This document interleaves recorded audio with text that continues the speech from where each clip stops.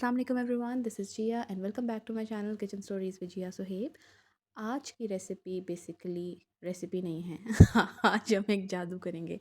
आज हम एक रेमेडी बनाएंगे जो कि बहुत अच्छी है, बहुत फ़ायदेमंद है। मैंने पर्सनली यूज़ की, मुझे बहुत फ़ायदा हुआ। तो आज जब मैं ये रेमेडी बनाने लगी तो मैंने सोचा क्यों ना आप लोग के साथ शेयर किया जाए।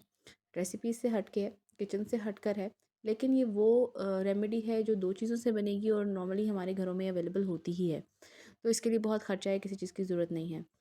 तो वो लोग, वो हाउसवाइफ्स जो अपने आप को इग्नोर कर देती हैं और बिल्कुल भी ध्यान नहीं रख पाती अपना, उनके पैरों का बहुत बुरा हाल हो जाता है, या नॉर्मल लोग भी जिनके कापड़ की वजह से या किसी वजह से भी पैरों का हाल ख़राब हो जाता है, एड़ियाँ फट जाती हैं, क्रैक्स आ जाते हैं, कोई भी ऐसा काम होता है, पाँव सख्त हो जाते हैं, तो वो ये रेमेडी यूज़ करें। लेकिन उसके लिए शर्त है कि 3 दिन आपने रिलीजियसली इसको लगाना है।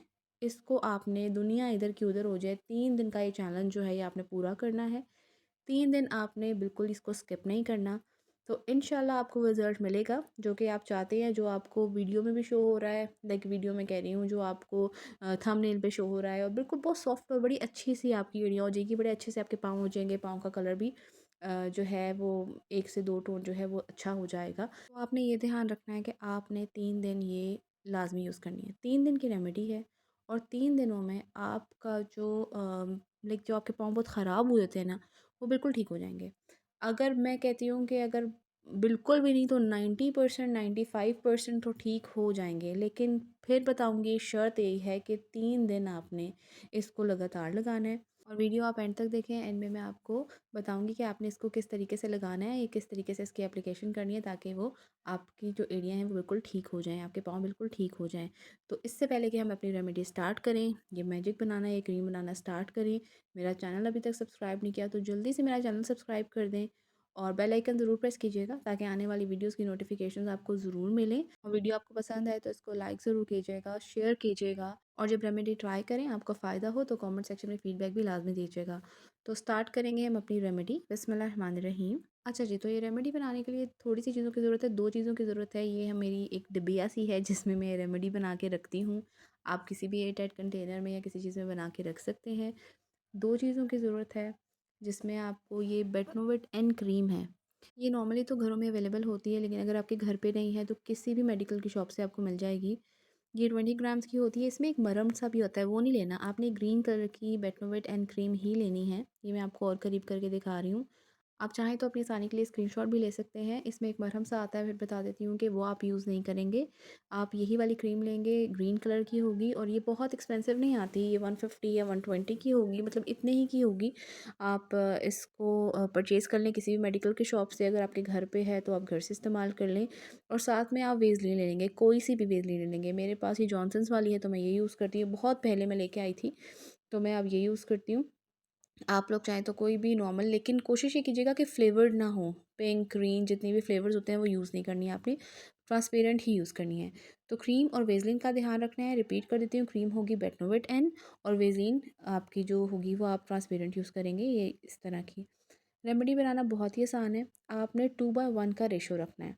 ऐसे जैसे कि आपने 2 स्पून्स जो हैं, मैं टीस्पून्स यूज़ कर रही हूँ। आपको मेजरमेंट के आसानी के लिए मैं बता देती हूँ कि 2/1 का ही रेशो रखेंगे, जिसमें आप 2 टीस्पून्स या 2 टेबलस्पून जो है वो आप ले लेंगे वेज़लिन के। और वेज़लिन के बाद आप इसमें बेटनोवेट क्रीम ऐड करेंगे। बेटनोवेट एन क्रीम है, ठीक है। तो अब हम इसमें क्रीम ऐड कर लेते हैं। जैसे कि मैंने आपको बताया था कि 2/1 का रेशो होगा, तो हम लोगों ने 2 स्पून्स जो हैं वो वेज़लिन के ऐड किए हैं, और अब इसमें हम 1 स्पून जो है वो क्रीम का ऐड करेंगे। ध्यान रखना है मेजरमेंट के टाइम पे। मैंने बिल्कुल भी वीडियो को स्किप नहीं किया, मैंने वीडियो को तेज़ नहीं किया। जिस तरीके से मैं बना रही थी सेम उसी तरह शूट किया, और इसी तरीके से मैंने इसको वॉइस ओवर करके इसका मैं अपलोड कर रही हूँ। 2/1 का रेशो होगा। मैं बार बार इसलिए आपको बता रही हूँ ताकि आपकी क्रीम जो है वो ख़राब ना हो और आपको डिज़ायर्ड रिज़ल्ट्स मिलें। तो आपने 1 स्पून जो है इसमें क्रीम का ऐड कर लेना है बस, और इसके अलावा आपने इसमें कुछ भी ऐड नहीं करना। और इसके बाद आपने ये करना है कि इसको अच्छे से मिक्स करना है। आपने इसको इतने अच्छे से मिक्स कर लेना है कि इसकी क्रीम सी कंसिस्टेंसी हो जाएगी, क्रीमी सा हो जाएगा ये ना। इसमें वेज़लिन की कंसिस्टेंसी नहीं होगी, ये बिल्कुल वाइट कलर का हो जाएगा। जिस तरह वेज़लिन आपकी ट्रांसपेरेंट होती है, ये उस कलर का नहीं होगा। और जब तक ये क्रीमी सा ना हो जाए वाइट कलर का ना हो जाए, जैसे कि आपको वीडियो में शो हो रहा है, तब तक के आप इसको मिक्स करते रहेंगे। अच्छे से मिक्स करना है, इसके लिए आपको 30 सेकंड्स लगेंगे, 40 सेकंड्स लगेंगे। अच्छे से इसको आप बीट कर लेंगे जब तक ये क्रीमी सा हो जाएगा। और ये जो क्रीम है वो रेडी हो चुकी है। रेमेडी बहुत ही आसान है। अब इसको डिस्कस कर लेते हैं कि आपने लगाना किस तरह है। तो आपने अपने पैरों को अच्छी तरह धोना है, पाँव को अच्छे से रगड़ना है, जिस जो नॉर्मली आप लोगों के वॉशरूम पे होगा ही, वो जिसको आप स्कार्टल भी कहते हैं, स्क्रैपर या कुछ भी आप कहते हैं अपनी ज़ुबान में, उससे रगड़ के अच्छे से पाँव को धोना है आपने। और उसके बाद पाँव को खुश्क करना है। फिर आपने क्या करना है कि उसी स्क्रैपर से, उसी स्कार्टल से पैरों को, जो आपकी एड़ियाँ हैं, उनको अच्छे से रगड़ना है। और रगड़ने के बाद उसको साफ़ कर लेना है, हाथों से झाड़ लेना है, वो डेड स्किन आपकी उतरेगी।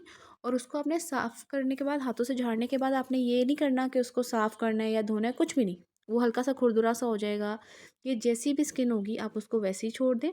और उसके ऊपर ये क्रीम अप्लाई करनी है आपने। इस क्रीम को आपने इतने अच्छे से अप्लाई करनी है कि वो आप अच्छे से मसाज कर लें, इसको मल लें कि वो अच्छे से जज़्ब हो जाए आपकी स्किन पे। और उसके बाद आपने सॉक्स पहन लेनी है। अगर आपके पाँव बहुत ज़्यादा ख़राब हैं तो दिन में 3 दफ़ा लगा लें। अगर नॉर्मल है, इतने ज़्यादा ख़राब नहीं है, तो आप इसको दिन में 2 दफ़ा लगाएं। और जब जब आप ये क्रीम अप्लाई करेंगी तो उसके बाद आपने सॉक्स पहन लेने हैं।